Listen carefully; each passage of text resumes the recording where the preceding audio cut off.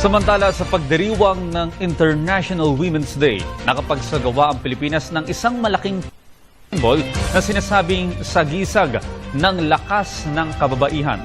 Narito si Haji Caaminio para sa report. Sulong Juana. Bilang bahagi ng selebrasyon ng National Women's Month at International Women's Day, nagtipon-tipon sa Quirino Grandstand sa Maynila ang libo-libong tao, babae at lalaki. Maaga pa lamang nakapwesto na ang hindi bababa sa 10,000 tao sa Luneta na excited sa formation ng human gender symbol.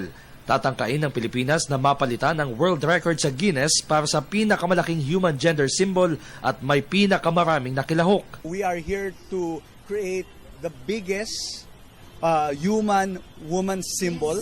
Hopefully, through our partnership with the Philippine Commission on Women and through the other government partners, civil society partners, kami sa Coca-Cola Philippines, gusto namin ma-break yung Guinness Book of World Records. It's part of the celebration of Women's Month that our company is doing worldwide. And in the Philippines, we're starting our celebration of Women's Month with this great partnership with the Philippine Commission on Women. Malaki rin anya ang partisipasyon ng kalalakihan sa pagdiriwang. Gandang punto yun. Minsan inisip ng iba na ang women's empowerment ay para sa babae. But that's not the case. Women's empowerment is something that men and women should strive for together. Because once we do that, then really ang kababaihan po ay such wonderful pillars and drivers of all communities.